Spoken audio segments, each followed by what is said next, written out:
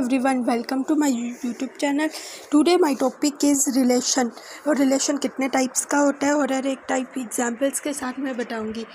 तो सबसे पहले रिलेशन से आप क्या समझते हो। रिलेशन पहले तो सेट से आता है कि हम एक सेट डिफ़ाइन करते हैं ना। मान लो हमने एक सेट एक ए डिफ़ाइन किया, ठीक है। उसके अंदर मान लो हमारे पास 1 2 3 4 एलिमेंट्स आ रहे हो, 4 6 8, ठीक है। अब इसी में से ना हमने कोई एक रिलेशन बनाना है, मतलब रिलेशन है वो ए से आना चाहिए। तो हमने एक रिलेशन बनाया where are is the relation from A to A से आप मतलब समझते हो ना। ए टू ए का मतलब कि ए इंटू ए का अगर हम कार्टेशियन प्रोडक्ट करें तो उसका जो एक मेजर बड़ा सेट आएगा ना, अगर उसमें से हम एक रिलेशन डिफ़ाइन करते हैं आर, उसे हमने आर से बना दिया। मान लो आर हमारे पास एक रिलेशन है, उसके अंडर आ रहा है एक्स वाई,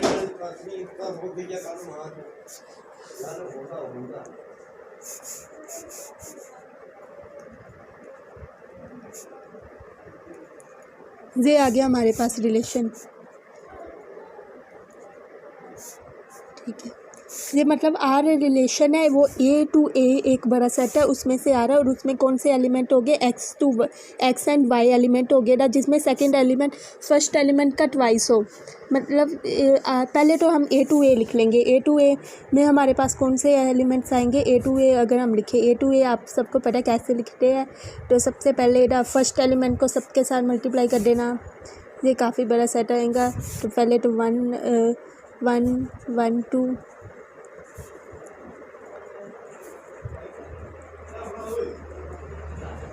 वैसे ही सेकंड एलिमेंट को भी सबसे मल्टीप्लाई कर देना, 2 को कर देना 1 से, 2 को 2 से, ऐसे सोन। तो जो हमारा पूरा ए सेट आ जाएगा।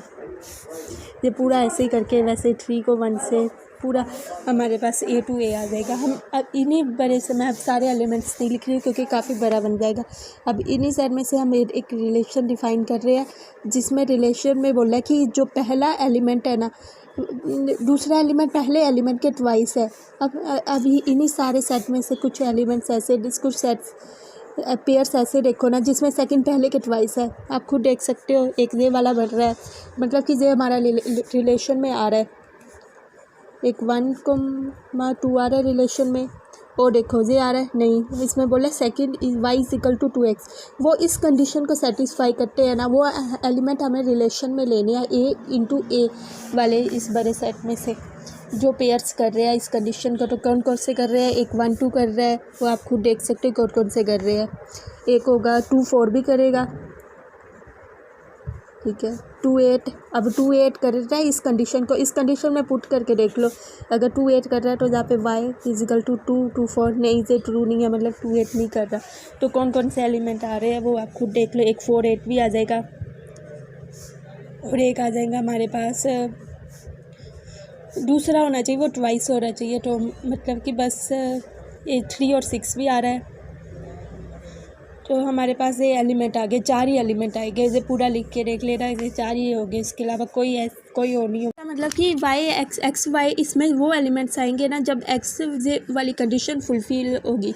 अगर ये कंडीशन पूरी होगी तो वो वाले पेयर्स आ जाएंगे। तो रिलेशन में कौन कौन से पेयर आए, ये 4 पेयर्स आ गए। अब आते हैं हमारे पास रिलेशन कितने टाइप्स के होते हैं, तो वो 3 टाइप्स का होता है। सबसे पहले आता है हमारे पास रिफ्लेक्सिव रिलेशन। ये काफ़ी इजी होता है, एक बार जहाँ पे मैं बता देती हूँ कि क्या क्या, एक बार एक सिंपल सी वो कर लो कि बाद में कंफ्यूजन न रहे। रिफ्लेक्सिव में याद रख लेना ए, ठीक है। सिमेट्रिक से याद रखना ए बी, और ट्रांजिटिव मतलब ये तीसरा टाइप है ना, तो जहाँ पे 3 एलिमेंट हो गए ए बी बी सी, मतलब कि जहाँ पे 3 एलिमेंट। रिफ्लेक्सिंग मतलब फर्स्ट टाइप है, इससे थोड़ा सा ऐसी ट्रिक की तरह समझ लो कि फर्स्ट टाइप में कौन सा आता है रिफ्लेक्सिव। तो इसमें सिर्फ एक ही एलिमेंट याद रखने ना ए, और सिमेट्रिक में याद रखने ना ये सेकंड टाइप है, तो जहाँ पे 2 एलिमेंट हो गए ए बी। और ट्रांजिटिव से याद रख लेना, ट्रांजिटिव मतलब कि थर्ड टाइप आ रहा है ना, तो ये 3 एलिमेंट्स हो गए ए बी सी, मतलब कि तभी डिवाइड हो गए। तो जहाँ पे रिफ्लेक्सिव में ए आएगा, सिमेट्रिक में ए बी, ट्रांजिटिव में ए बी सी है। आएंगे, 3 आएंगे। जे अभी मैं बतानी ए का मतलब कि ये नहीं कि उसमें 2 एलिमेंट्स हो, 3 एलिमेंट्स हो। जे अभी मैं बताती हूँ इसका। ये तो मैंने एक शॉर्ट ट्रिक के लिए किया कि आप बाद में कंफ्यूज ना हो जाए कि रिफ्लेक्सिव किसे बोलते हैं, सिमेट्रिक किसे बोलते हैं। रिफ्लेक्सिव जा रहा है फर्स्ट टाइप में आता है तो फर्स्ट है एक ही एलिमेंट होगा, एक ही एलिमेंट। सिमेट्रिक मतलब सेकंड आ रहा है तो ए बी 2 एलिमेंट, ट्रांजिस्टिव मतलब 3, तो वैसे ही। अब रिफ्लेक्सिव इसका मतलब ए मतलब कि ऐसा रिलेशन जिसमें ए आ रहा हो ना, वो हमारा रिफ्लेक्सिव होगा। जैसे ये हमारा मतलब कि फर्स्ट एलिमेंट और सेकंड एलिमेंट एक दूसरे के इक्वल आए ना, जिसमें एक्स वाई आपस में इक्वल आए, तो मतलब कि वो हमारा रिफ्लेक्सिव रिलेशन है। अब इसमें देख लो, ये हमारे पास सेट ए है ना, इसका मतलब कि या तो 1 1 आ जाए, या 2 2 आ जाए, या 3 3 आ जाए, या 4 4 आ जाए, तो वो हमारा रिलेशन रिफ्लेक्सिव रिलेशन है। बट इसमें देखो, इसमें कोई ऐसा आ रहा है कि जो सेकंड फर्स्ट के इक्वल हो? आ रहा है कोई ऐसा एलिमेंट जिसमें फर्स्ट और सेकंड के इक्वल हो? नहीं। 1 2 आ रहा है, 2 4 आ रहा है, 4 8 आ रहा है, 3 6 आ रहा है। तो ऐसा कोई एलिमेंट देख सकते हैं, ऐसा कोई पेयर आ ही नहीं रहा है जिसमें ए हो। ए के लिए मतलब कि फर्स्ट एलिमेंट सेकंड के इक्वल होना चाहिए। रिफ्लेक्सिव में मैंने बोला 1 एलिमेंट, मतलब कि ए वाला ऐसे ही कंडीशन। अगर मैं मतलब कि इससे ये प्रूव होता है कि जो हमने आर लिखा है ना वो रिफ्लेक्सिव नहीं है, मतलब कि इट इज़ नॉट रिफ्लेक्सिव,